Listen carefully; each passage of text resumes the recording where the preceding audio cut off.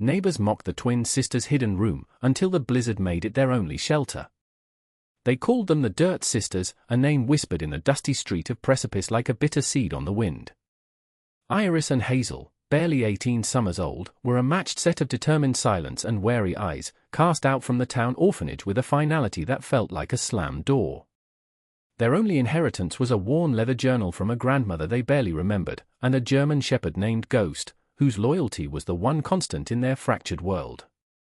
The town saw two orphans clinging to the fringe of society. It saw weakness. It saw folly. But what the town failed to see was the ink on those brittle pages, a script that held the memory of winters past, of winds that could strip a soul bare. They settled on a plot of unclaimed land at the base of Whisperwind Ridge, a place the townsfolk avoided, a place of gnarled trees and stubborn rock. It was there, with the town of Precipice a distant, judgmental smudge on the horizon, that they began to dig. Not a foundation for a cabin, not a plot for a garden, but a hole. They dug into the hillside itself, a slow, methodical excavation that became the town's favorite spectacle of foolishness. The work was brutal, a relentless argument with the earth. Mornings were a ritual of sore muscles and raw hands, of prying stones from the compacted soil and hauling bucket after bucket of dirt away from the growing hollow. Iris, the quieter of the two, had a knack for reading the grain of the rock, for knowing where the earth would yield. Hazel, with a fire in her spirit that the orphanage could never extinguish, was the brute force, swinging the pickaxe with a rhythmic grunt that echoed faintly in the still air. Ghost would lie nearby, a silent, furry sentinel, his head on his paws but his ears twitching at every sound, his gaze fixed on the path that led back to the world that had rejected them. The journal was their blueprint, their scripture. Grandmother Anya's words spoke not of hope, but of preparation. The earth remembers, she had written. It remembers the cold that bites the bone and the snow that swallows the sky. Men build their houses of pride, reaching up to challenge the heavens. A wise soul builds with humility, sinking into the embrace that will not fail. So they dug, deeper and deeper, carving a life from the uncharitable clay, while the laughter from Precipice drifted up the hill on the breeze. What could drive two young women to such a mad, back-breaking task, to choose a burrow over a house? The journal was a third presence with them, more real than any ghost. Its pages smelled of pressed lavender and old knowledge, and Grandmother Anya's voice seemed to rise from the spidery script, a low and steady murmur against the clamor of the world. She wrote of a phenomenon she called the White Hunger, a blizzard of such mythic ferocity that it came only once in a generation, a storm that didn't just cover the land but consumed it. It will come not as a gentle blanket, the entry read, but as a beast with teeth of ice and a roar that shakes the foundations of the world. It will find every crack in a man's certainty, every weakness in his walls. The instructions were painstakingly detailed, a step-by-step guide to survival. They were to dig into a south-facing hill to catch the low winter sun. The entrance must be narrow and baffled, to break the wind's relentless assault. The roof, she explained, was the most critical part. It could not be mere timber, it had to be a living thing. They scavenged fallen logs from the deep woods, stout pieces of pine and oak that they laboriously dragged back to their hollow. These they laid across the top, weaving them together like the bones of a great beast. Then came the layers, oiled canvas stolen from a discarded wagon, followed by a thick coat of the clay they had excavated, and finally, the living sod itself, cut in dense squares from the meadow below. They laid it carefully, grass side up, until their shelter seemed to melt back into the hill, a mere grassy mound indistinguishable from the surrounding landscape. Finn, the son of the general store's proprietor, was their sole confederate. A quiet boy with kind eyes, he saw not folly, but a fierce, desperate courage in their work. He would bring them supplies under the cover of dusk, sacks of flour, salted pork, kerosene, leaving them by an old oak tree and accepting only a grateful nod in payment. It was on one of these evenings that Mr. Corwin found them. He was a man built of sharp angles and cold currency, the owner of the bank, the saloon, and the land for miles around, though not, he was irritated to find, this specific, worthless patch of hillside. He rode up on a black horse that seemed as disdainful as its master. "Snorts, what is this absurdity?" he asked, his voice dripping with condescension as he gestured with his riding crop at their hole in the ground. "Are you girls nesting? Trying to hatch rocks?" Hazel straightened up, her face smudged with dirt, her knuckles white on the handle of her shovel. "We're building a home," Corwin laughed, a short, ugly bark. "That's not a home. It's a grave. Get off my sightline before the first snow. This foolishness is an eyesore." He turned his horse and rode away, leaving his laughter to hang in the air like poison. But winter was a promise the sky always kept. Could they possibly finish their strange, earthen home before it arrived? The town of Precipice settled into its favorite pastime, gossip. The Dirt Sisters became a running joke, a cautionary tale whispered over cracker barrels and poker tables. Their project was the folly, their home the gopher hole to the townsfolk, who lived in tall, proud structures of freshly milled pine. The idea of living underground was primitive, an affront to progress and propriety.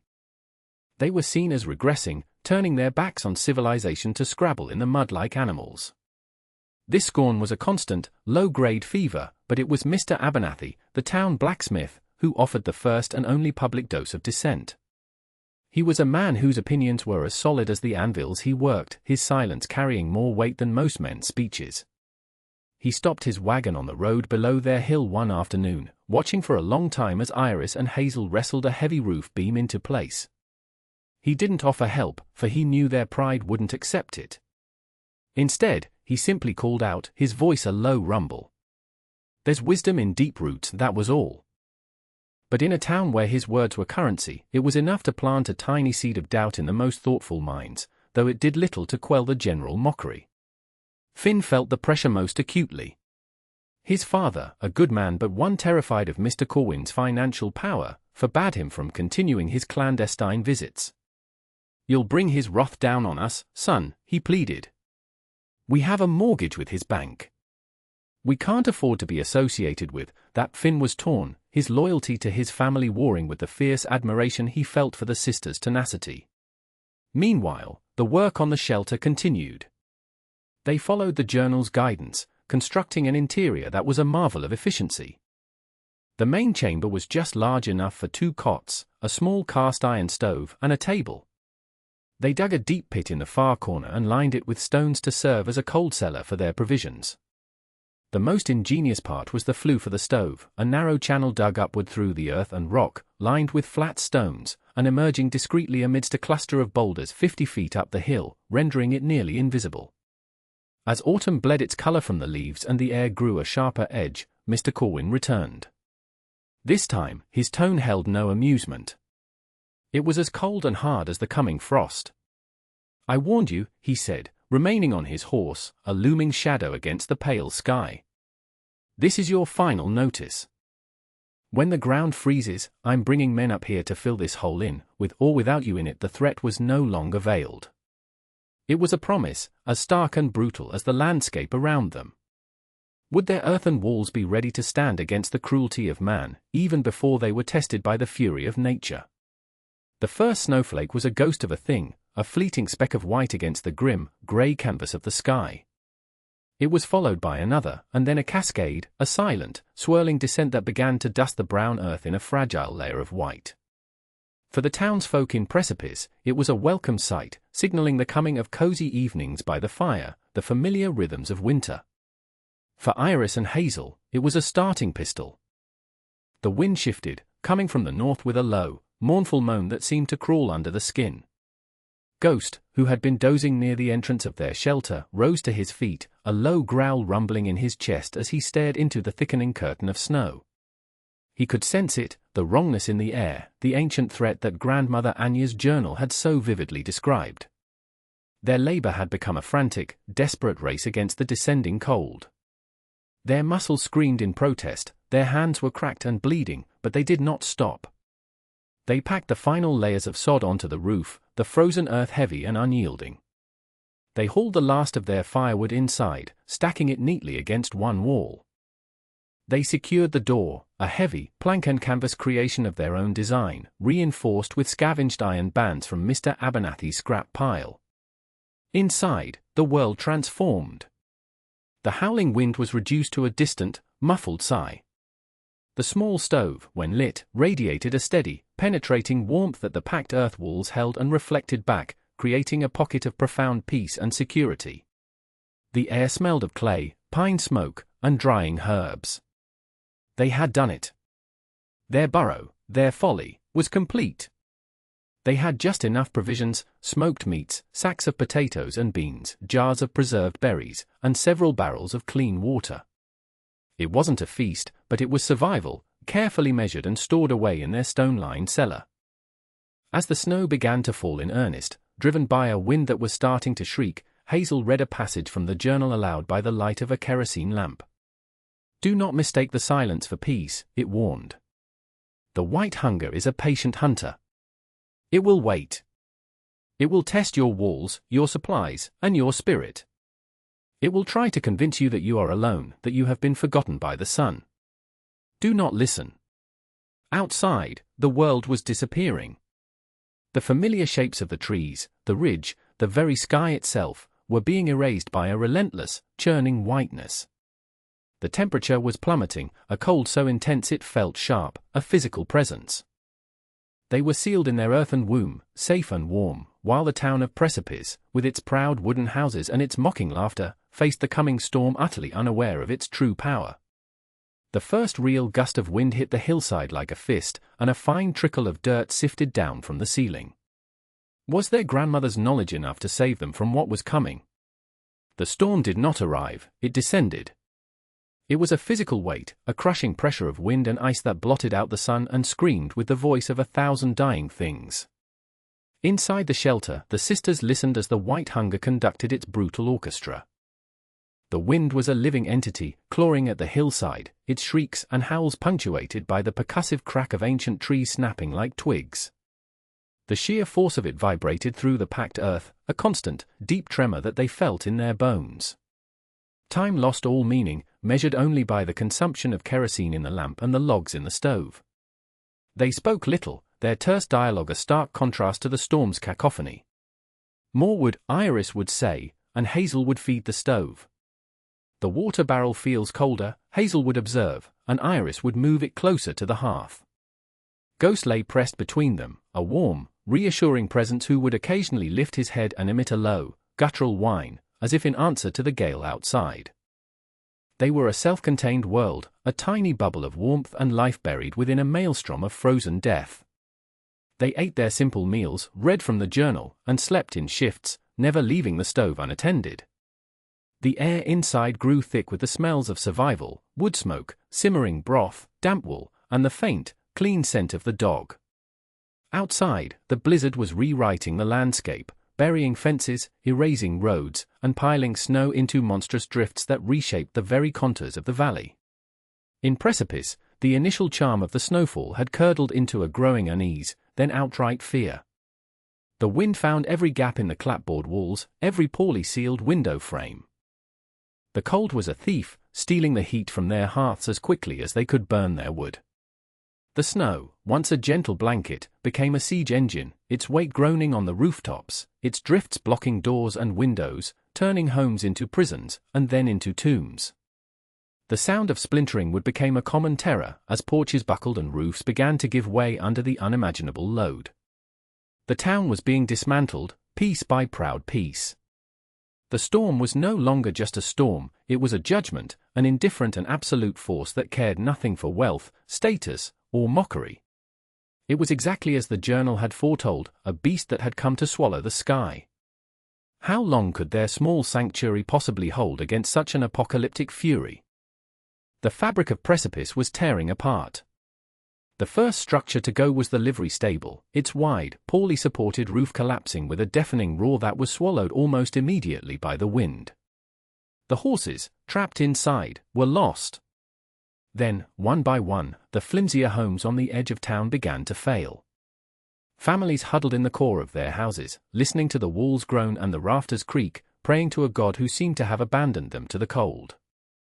Mr. Corwin, in his large, two-story house, a monument to his own importance, found that his wealth was a useless insulator. The grand, single-pane windows that offered such a commanding view of his domain now served as icy portals for the blizzard's wrath.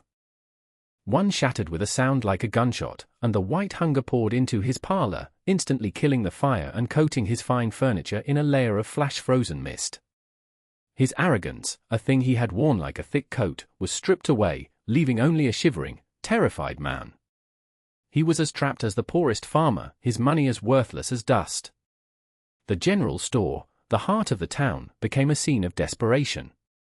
Finn and his father worked to brace the walls, but the sheer weight of the snow on the flat roof was too much. It began to sag, the main beam letting out a long, tortured groan. "It's going to go," his father yelled over the din. "We have to get out." But where could they go? The world outside was a churning vortex of white. To step into it was suicide. They were caught between a slow death by crushing and a fast one by freezing. It was then that Finn remembered the sisters. He remembered their quiet determination, the mockery they had endured, and the strange, earthen mound on the hill.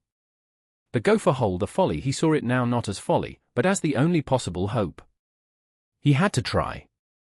He bundled himself in every layer of clothing he could find, tied a rope around his waist, and told his father his plan. It was madness, but it was the only madness they had left. As the roof of the store finally gave way with a sickening crack, Finn threw himself out the back door and into the teeth of the blizzard. Blinded, battered by the wind, he crawled more than he walked, pulling himself along the memory of a path, his only compass the rising slope of the land. He was freezing, his lungs burning with every breath, when his hand finally struck something solid, something that was not rock or frozen earth. It was the heavy, plank and canvas door of the shelter. He banged on it with what was left of his strength, his fists numb, his voice a ragged whisper lost in the storm. Inside, the sound was faint, a dull, rhythmic thudding against the roar of the wind. Ghost heard it first, his ears perking up, a sharp bark escaping his throat. Iris and Hazel exchanged a look of disbelief and fear. Who, or what, could possibly be out there? Would they dare to open the door and let the white hunger in? With a shared, determined nod, Iris and Hazel braced themselves against the heavy door while Ghost stood behind them, hackles raised. They heaved it inward just enough to slip through, and were immediately assaulted by the storm's fury. The wind tore at them, a physical blow that stole their breath and plastered their clothes to their bodies. There, collapsed on their doorstep, was a figure so encased in snow and ice it was barely recognizable. It was Finn. They dragged him inside, slamming the door against the raging blizzard, the sudden silence of the shelter deafening. He was half frozen, his face pale and his breathing shallow. They stripped off his frozen outer layers and wrapped him in blankets, forcing warm, sweetened tea between his chattering teeth. Slowly, color returned to his cheeks. His first words were a desperate gasp. "My father, the store, it's gone," he told them everything. The collapsing roofs, the shattered windows, the growing terror. The town of Precipice was not weathering the storm, it was being erased by it. There was no central authority, no rescue. Each family was trapped in its own failing fortress, being picked off one by one. The sisters looked at each other. The faces of their tormentors flashed through their minds, the sneering merchants, the gossiping women, Mr. Corwin's cruel laughter. They had built this sanctuary for themselves, a refuge from the world's scorn. To open it now, to invite that world in, felt like a betrayal of their own survival. But then they saw Finn's desperate eyes, and they saw the image of his kind father, trapped and freezing. They looked at their grandmother's journal, lying open on the table. A shelter is not just walls, one passage read. It is a heart. A heart that is closed cannot keep out the cold. The decision was made without a word. Their duty was not to the past, but to the living. But how to reach them? The journal held the answer. It described how to navigate in white oak conditions using a rope and anchor system, how to read the wind's direction against the slope of the land. They prepared themselves, bundling in furs and oilskins, taking ropes and a lantern.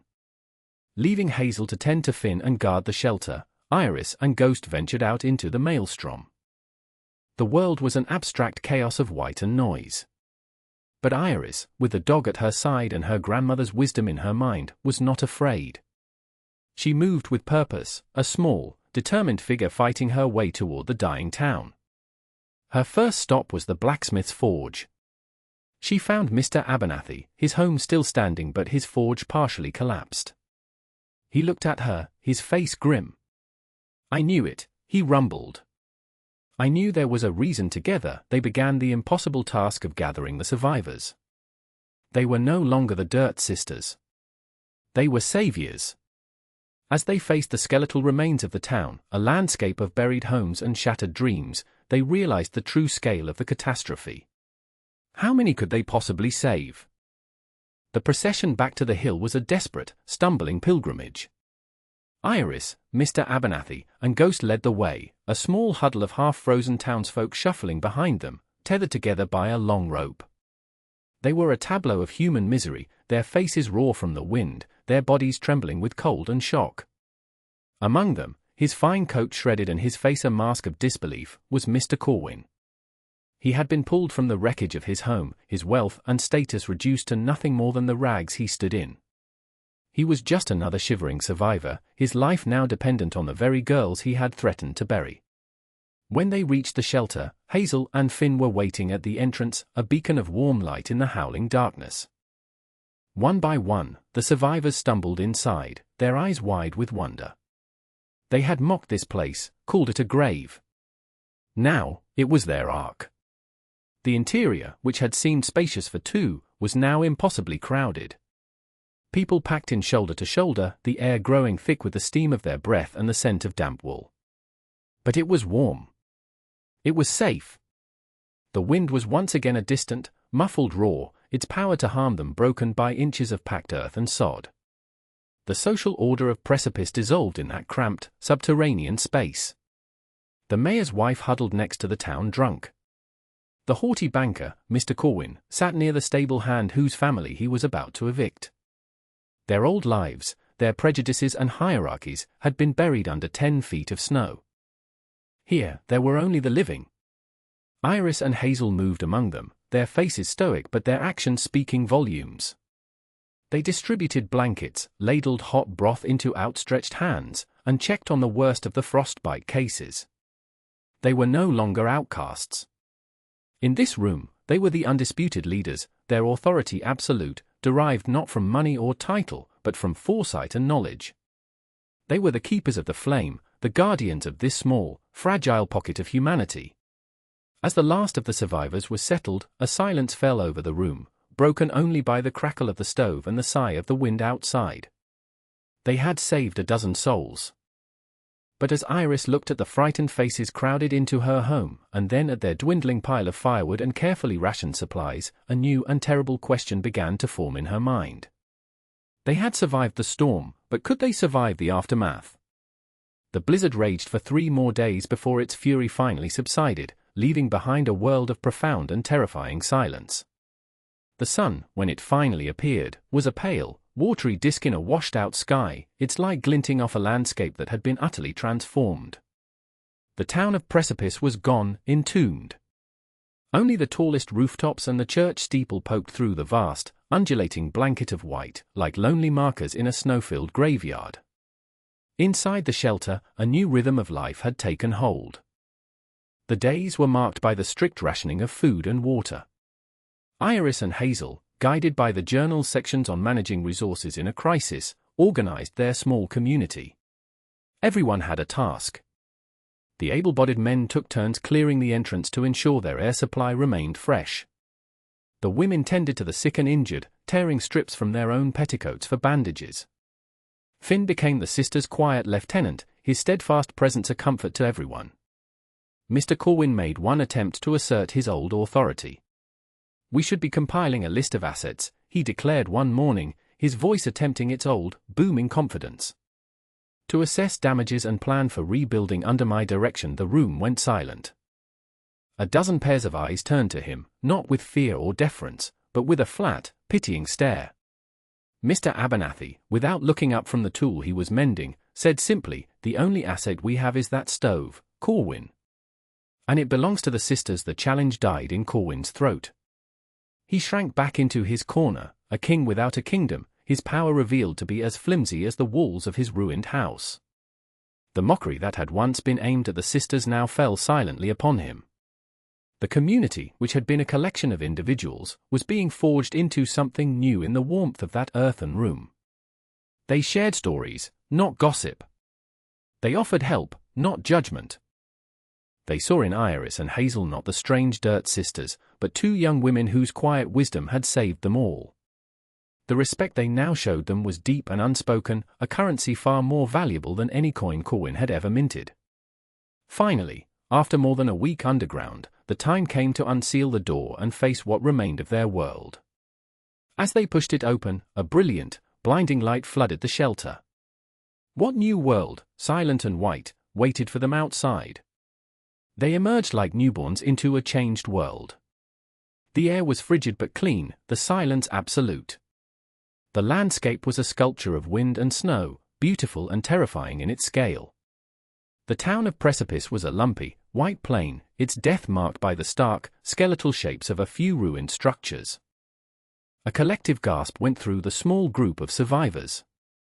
Everything they had known, everything they had built, was gone. Despair was a tangible thing, a cold weight that threatened to settle in their hearts.